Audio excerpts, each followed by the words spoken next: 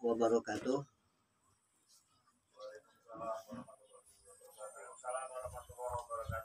Selamat siang.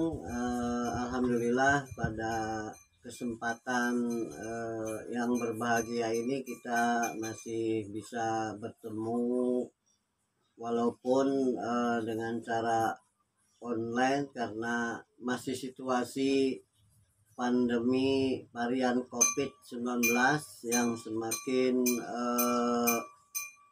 mengganas bahasanya itu ya, sehingga muncullah PPKM bentuk level keempat. Mudah-mudahan sih jangan ada level-level berikutnya, inilah doa kita ya. Pada kesempatan ini saya mau menyampaikan mata kuliah advokasi hukum ya, yang kaitannya fungsi pemerintahan atau pemerintahan daerah, kepala daerah, fungsi DPR, DPRD ya. Kalau pemerintahan pusat ya DPR, kalau pemerintahan daerah ya, kalau di daerah ya gubernur, bupati, wali kota, juga fungsi DPR, hubungan tata kerjanya ya. Ini dan nanti pertemuan yang berikutnya akan berbicara kaitan dengan MK, mata kuliah Mahkamah Konstitusi.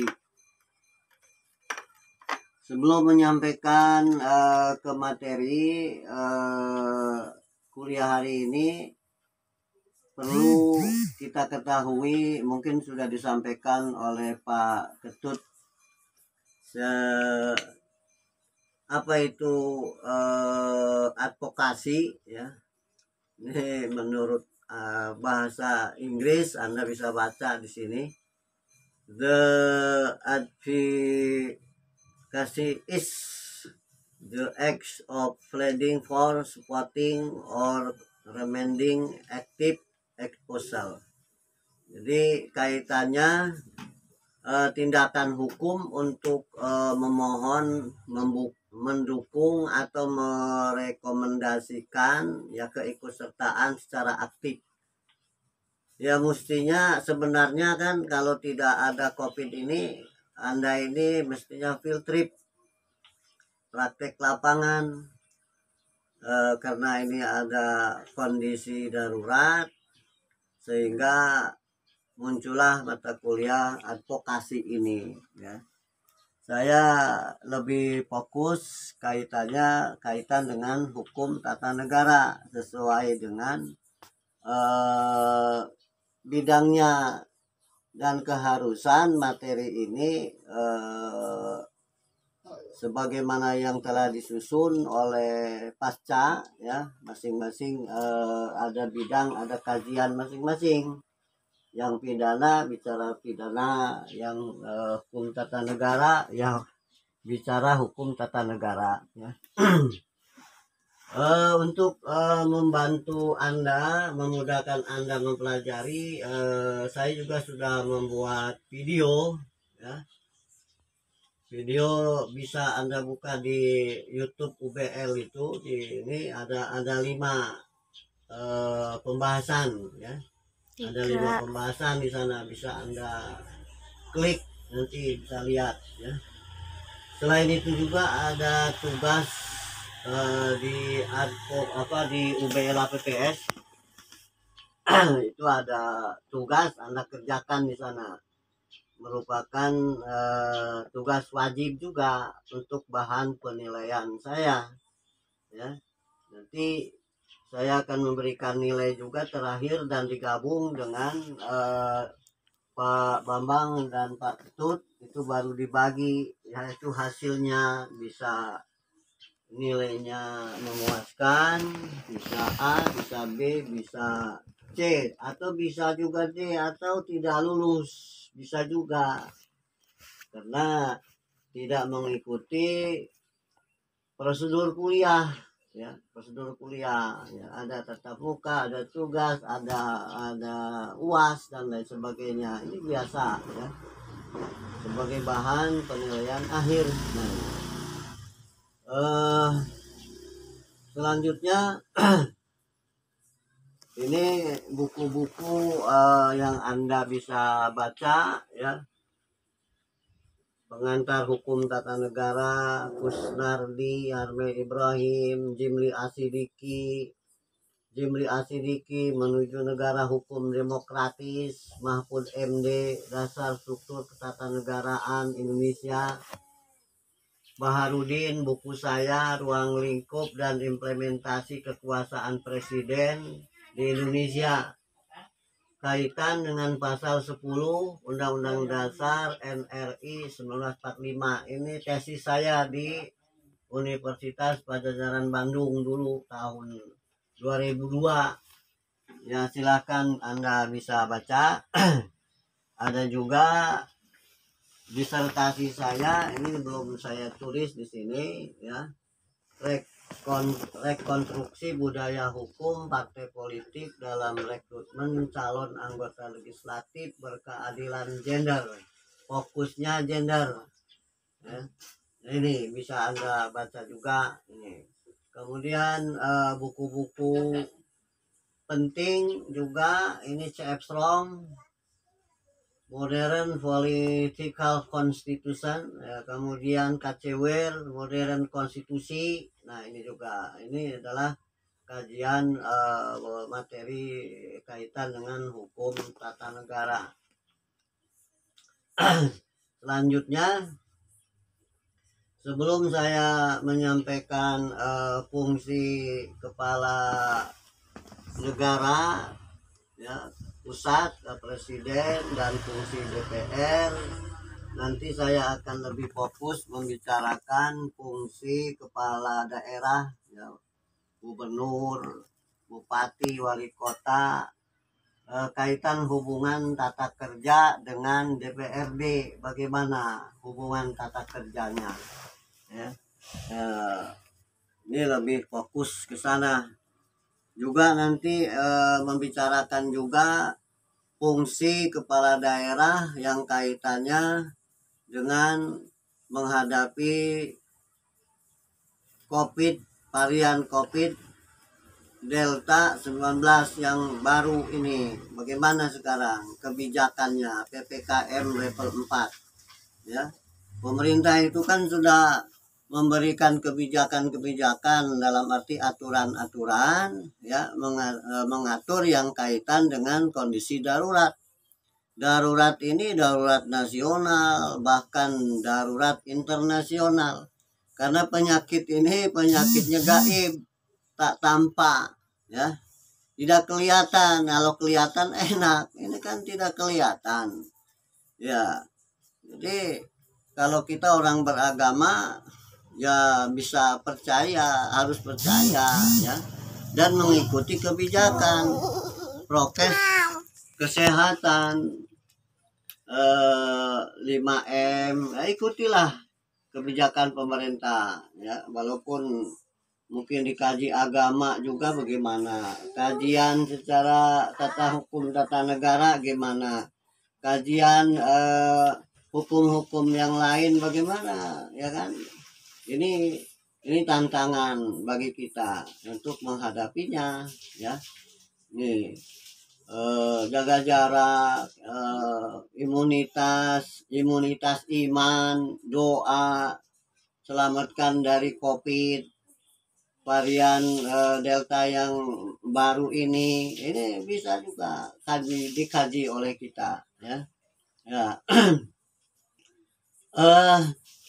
Lihat di sini bahan kuliah kekuasaan negara dalam Undang-Undang Dasar NRI 1945.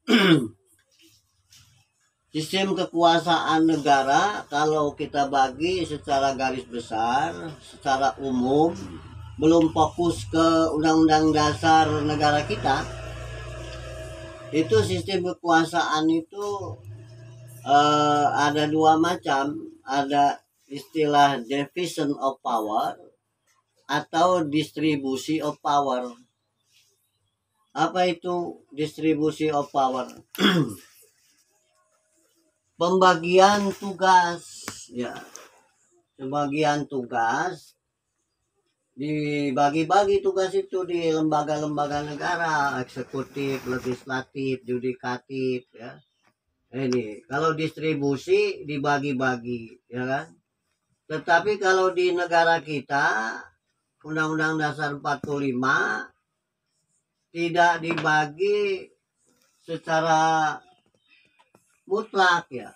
Hanya kalau fungsinya aja dibagi, tetapi dalam tugas masih ada hubungan tata kerja antara presiden dengan DPR. Ini kan ada hubungan tata kerja kaitan dengan apa urusannya, legislasi, budget, pengawasan, ya.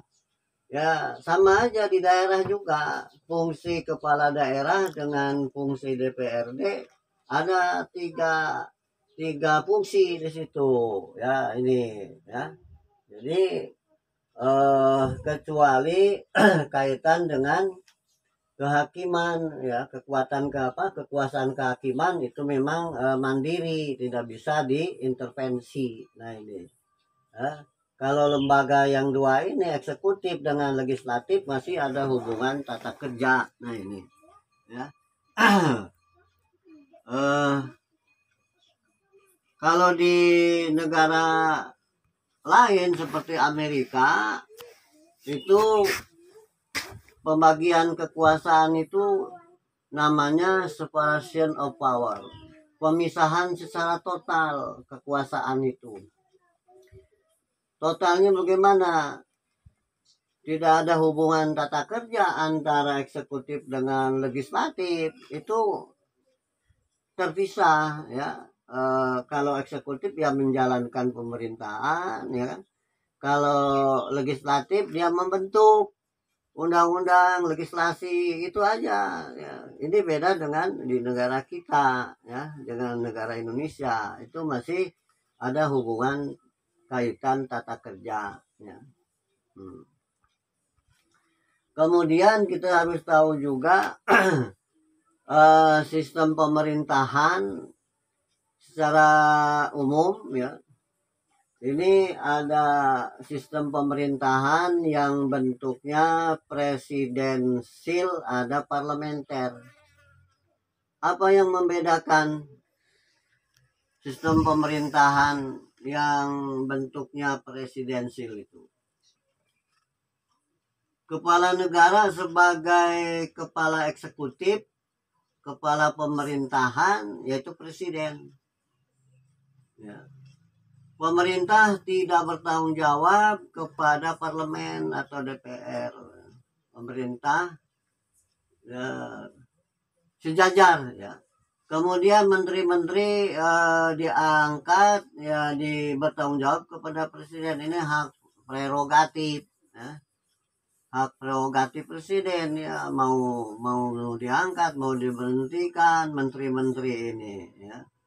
Itu eksekutif dan legislatif sama-sama kuat. Nah ini sistemnya presidensil, ya, sama-sama kuat, ya. Ada istilahnya head of state. Presiden sebagai kepala negara, presiden sebagai kepala pemerintahan, itu jadi satu, ya, luas. Walaupun nanti dalam pelaksanaannya ya dijabarkan di undang-undang, nah itu kan nanti baru, ya, saling membantu, ya. Kemudian sistem pemerintahan parlementer, kepala negara tidak berkedudukan sebagai kepala pemerintahan. Ini lambang, ya. Kalau parlementer itu raja atau presiden itu hanya lambang aja. Yang menjalankan sistem pemerintahan adalah Perdana Menteri, PM, ya, membawahi kabinet bertanggung jawab, ya, dan bisa dijatuhkan dengan mosi tidak percaya, ya.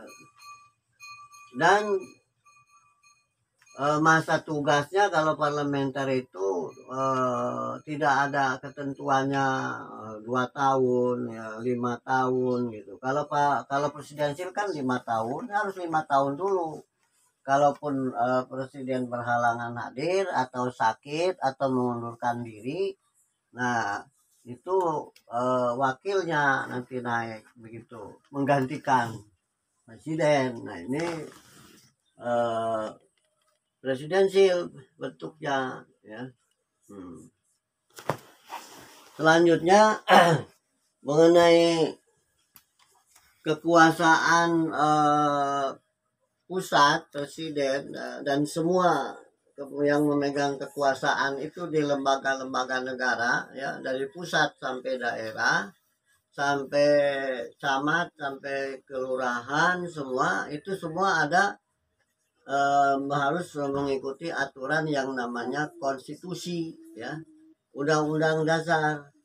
Kalau di Indonesia konstitusi itu namanya ya Undang-Undang Dasar 1945 yang sudah diamandemen 4 kali itu sekarang ini ya. Ini sebagai dasar utama pijakan dalam melaksanakan tugas-tugasnya. Tugas berikutnya nanti akan dijabarkan di undang-undang. Itu ada hierarki perundang-undangan, harus tahu ya kan, ada peraturan pemerintah, ada apa lagi itu, ada undang-undang di bawahnya, itu tidak boleh bertentangan antara satu dengan lainnya. Nah ini ya, ini silahkan Anda bisa nanti baca ini fungsi konstitusi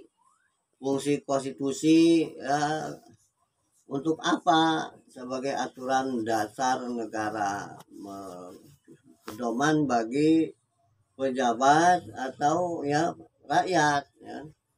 Macam-macam konstitusi ini, ada tertulis ada tidak tertulis ya. Yang tertulis ya di Indonesia, yang tidak tertulis di mana? Di Inggris ya, New Zealand ya, tidak tertulis tapi ada ya. Konstitusi fleksibel dan konstitusi rigid. Konstitusi fleksibel, konstitusi yang mengikuti situasi dan kondisi, mengikuti zaman ya, up to date ya, bisa menyelesaikan permasalahan-permasalahan walaupun pasal-pasalnya ayatnya sedikit. Itu fleksibel, bisa menghadapi tantangan zaman, fleksibel. Kalau konstitusi rigid, konstitusi yang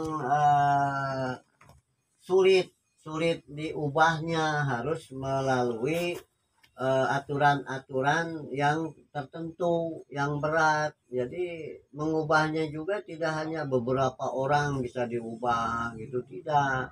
Harus hadir sepertiga lembaga legislatif di MPR, pengesahannya juga begitu 2/3 nanti ya. Ini rigid namanya ya.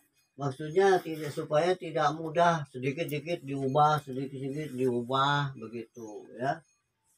Nah, ada konstitusi derajat tinggi, ada konstitusi tidak derajat tinggi. Apa maksudnya? Undang-undang dasarnya itu tahapannya itu rankingnya itu paling atas, tinggi ya. Kemudian konstitusi tidak derajat tinggi ini bisa dikatakan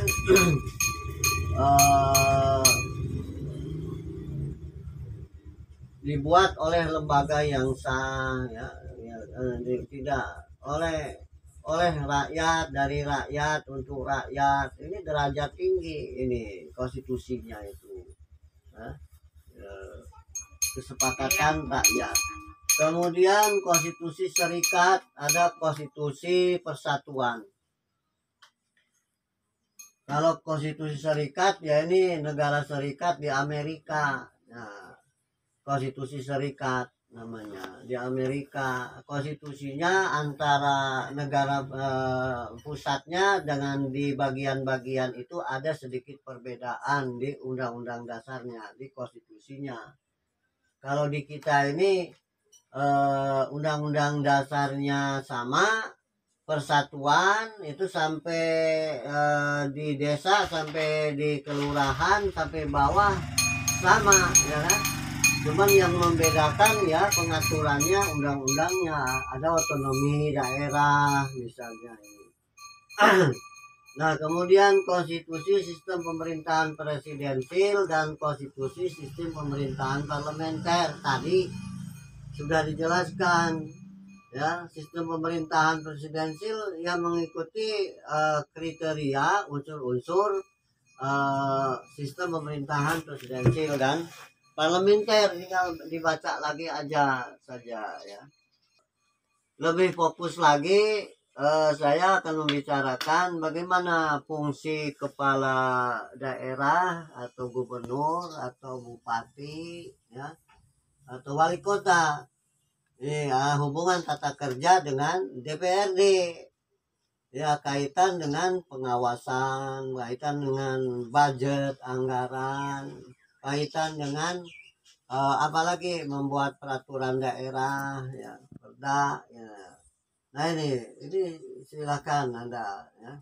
Kemudian bagaimana tugas dan fungsi kepala daerah menghadapi pandemi varian COVID-19 ini sekarang, ya, telah mengeluarkan aturan-aturannya, kebijakan-kebijakannya. Ini tugas dari pemerintah, ya.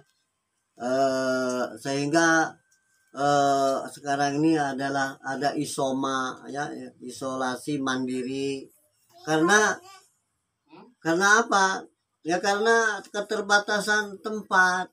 Sekarang ini rumah sakit ini sudah penuh sesak, ya. Sehingga akibatnya banyak yang tidak tertolong. Kemudian apa itu oksigen aja terbatas. Sehingga pemerintah membuat aturan kebijakan ada isoma, dah dirawat di rumah saja, ya kan. Nah, setelah meninggal, nah ini bagaimana? Itu ada satgas, ya. Ada satuan tugas dari COVID itu. Sehingga mau dikuburkan di mana, ya kan? Saya dari saya sudah 2 kali lah ya yang mengubur jenazah COVID, karena kebetulan saya ini pengurus rukun kematian di Nunyai Rajabasa ini, ketuanya saya. Sehingga bagaimana prakteknya setelah Satgas COVID itu memberitahu keluarganya mau dikuburkan di rukun kematian Nunyai, saya ketuanya, ya siap. Sehingga tugasnya saya ya menyiapkan penggali kubur, ya, bagaimana menyolatkannya instan di tempat itu, ya, seketika siap. Ini sebagai ketua rukun kematian. Nah ini juga membantu ibadah kita ini, ya, membantu. Kalau termasuk juga doa selamat, ya, yasin, tahlil, doa, ya. Itulah ya tugas saya ini juga mengabdi kepada masyarakat, ya kan. Ini bisa membantu mereka, amal jariah kita, bekal akhirat kita nanti. Jangan urusin dunia aja, dunia ini sebentar aja. Nah, ya. Nah ini, jadi bagaimana nih tugasnya kalau ada di Departemen Agama, ya kan? Sehingga kaitan dengan orang naik haji, umroh aja itu ada cara-caranya. Bagaimana kalau kita ini sebagai Polri, ya, sebagai polisi, ya kan, ini ada tugas-tugas juga dari komandannya. Siap komandan, siap dan polisi kan gitu bahasanya, ya kan. Kemudian TNI juga membantu, ya. Ini atas perintah koordinasi dengan siapa? Dengan kepala daerah, ya, gubernur, bupati, wali kota ini. Ya, kaitannya dengan hubungan tata kerja di lembaga lembaga pemerintahan daerah, ya. Ya, ini termasuk juga punya fungsi dan tugasnya, sehingga saya membuat pertanyaan. Ya silakan, bagaimana tugas kepala daerah kaitannya dengan menghadapi varian COVID-19, sudah mengeluarkan kebijakan apa-apa, bagaimana pelaksanaannya. Ya silakan, ya, sebagai Anda, sebagai posisi orang yang akan membuat satu rekomendasi, membantu sifatnya ini, ya, melalui jalan pemikiran, ya, akal kita. Nah ini, ya, ini saya kira ini bahan dari saya. Untuk lebih lanjut Anda bisa baca di bahan materi saya, ya, di YouTube, bisa Anda klik sana, ya, silakan, ya. Kemudian kalau ada yang mau bertanya, ya silakan. Kalau ada hal-hal yang penting bisa ditanyakan pada saya, dipersilakan.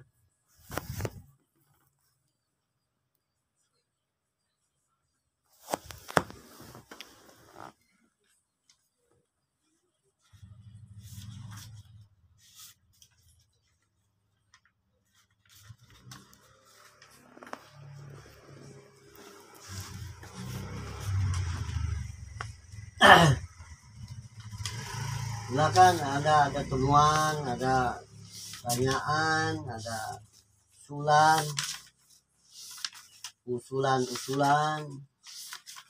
ya. Saya terbuka orangnya, fair apa adanya.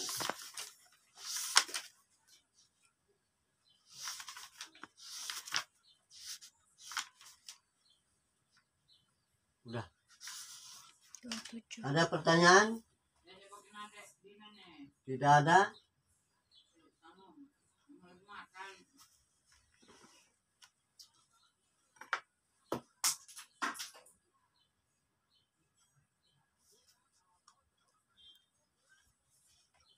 Ya, silakan. Ada? Ada, cukup sekian dulu. Besok minggu depan kita lanjutkan, ya. Gimana?